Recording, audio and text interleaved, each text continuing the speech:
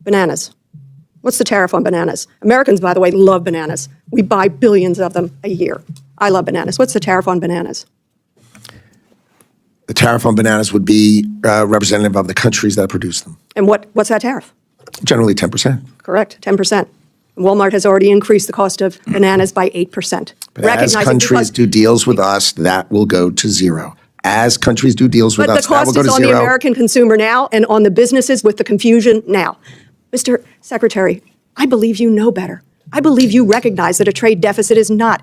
This wasn't just a debate about bananas.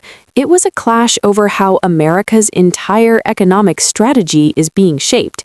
One lawmaker challenged the logic behind tariffs and trade deficits, and what followed exposed a deeper battle over stability, prices, and the future of U.S. business. Ms. Dean. Thank you, Chairman Rogers. Thank you, Ranking Member Meng. Thank you, Ranking Member DeLauro. And thank you to you, Secretary Lutnick. Thanks for being here today. I want to pick up on what Mr. Morelli was talking about, and I'll use the word stability. And I think you know this from your many years in business. And that's what I thought about as I was preparing for today, the importance of stability, or as he said, predictability. Stability is the foundation of economic growth. I think you've lived it. Businesses need clear and predictable rules to plan and to invest for the future. Given this administration's claim of being pro-business and pro-growth, I am so baffled by the discussions around trade deficits and the president's belief around trade deficits and the president's beliefs around tariffs and the chaotic tariff policy. They're on, they're off. Many of the tariffs are punishing, creating a level of instability and uncertainty in our economy that we haven't seen since COVID. I hear the same thing over and over from constituents, from small businesses, from bankers in my area. They can't figure out how to plan, how to lend. Businesses can't figure out how to expand, how to grow, whether to hire, whether to not hire. And I'd heard just literally this morning from a very large American retailer. First word out of the woman's mouth was uncertainty, and the last thing she said to me was uncertainty, all surrounding tariffs. The lack of predictability. I also serve on the Foreign Affairs Committee, was recently in UK and Denmark, met with the American Chamber in both countries. Confused, uncertain, they can't figure it out. What in God's name is going on? We cannot plan to grow businesses. We cannot plan to grow growth and jobs. So I am baffled, absolutely baffled, by this administration's talk around trade deficits and tariffs. I fear the administration lacks a basic understanding of what a trade deficit is. I think many economists take issue with equating a country's trade deficit with any one country and its economic well-being. Some economists actually view a trade deficit as a sign of a country's economic health because it means we're purchasing more. For me, I have a pretty large trade deficit with my local grocer or my hairdresser. It's a good thing. It means I have money enough to get my hair done once in a while and to keep food on the table. It tells nothing about my overall financial position. Do you know when this country actually had a trade surplus, Secretary? Had trade surpluses. The president likes to speak about before. No, historically. When did we have a trade surplus? I'm not talking about the president. Historically. I think early, about 100 years ago. It was the Great Depression. It was a sign of what was going on. It was during the Great Depression. That's a direction none of us wants to go. Tariffs. It's 90 days. We're going to have 90 deals in 90 days. Then there's a 90-day pause. Many of these tariffs, as they say, punishing. Tariffs on things that make no sense whatsoever. Where are we going to go with the remaining deals? I know of one deal that has been apparently resolved with the United Kingdom. We got 89 more deals to do in just a few more days. Where are we on those deals? We are in the midst of negotiations with dozens and dozens of countries. We could sign deals, but they're only going to get better as we negotiate them.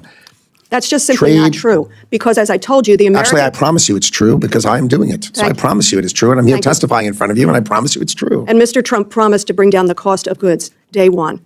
And what he has done through his trade deficit fixation and his tariff chaos has nakedly increased the cost of goods. The estimates are that for consumers in my area, suburban Philadelphia, $2,000 at least a year increases on goods. I'll give you an example of one.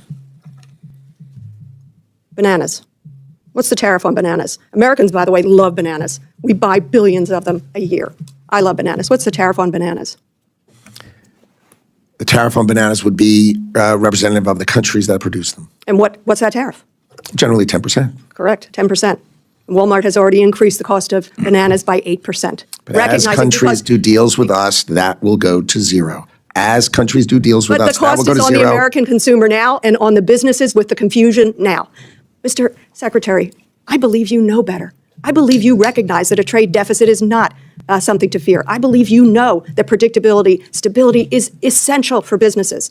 I wish you would show that truth to this administration. And I yield back.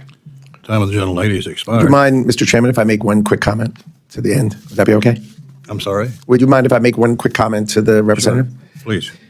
There's no uncertainty if you build in America and you produce your product in America, there will be no tariff. We can't so produce the concept bananas in of America. building in America and paying no tariff is very, very clear. We cannot Fighting for build imports bananas is in not the America.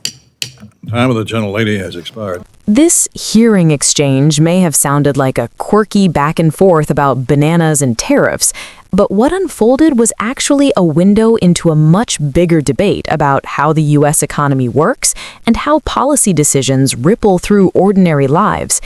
When Representative Dean pressed the Commerce Secretary about trade deficits and tariffs, she wasn't simply nitpicking numbers. She was forcing a confrontation between two competing economic worldviews. One sees tariffs as leverage to force domestic production and protect industry. The other sees stability, predictability, and global integration as the real drivers of growth. That tension is where the real story lives. To understand why this matters, you have to look past the political soundbites and into the mechanics of trade. A trade deficit, in plain terms, means a country imports more goods than it exports. That fact alone does not automatically signal weakness or strength. Context matters. Economists often note that deficits can reflect consumer demand, investment flows, or currency strength. When Americans buy more imported goods, it can mean households and businesses have the spending power to do so. Dean's analogy comparing her personal spending at the grocery store or hairdresser to a national deficit was designed to illustrate that nuance. Spending more in one direction doesn't capture the full financial picture. Whether or not one agrees with that framing, it underscores a broader educational point for the public. Economic indicators rarely tell a complete story in isolation. Banks unsure of margins tighten lending. Even multinational partners struggle to map their strategies when policy shifts quickly. This is the type of downstream impact that rarely appears in headlines but shapes employment, prices, and local economic conditions across the country. When Dean cited rising retail costs, she was illustrating how trade policy can reach directly into household budgets. The Secretary's counter-argument that tariffs incentivize domestic production and eventually lead to deals reducing barriers reflects a different philosophy: short-term cost for long-term leverage.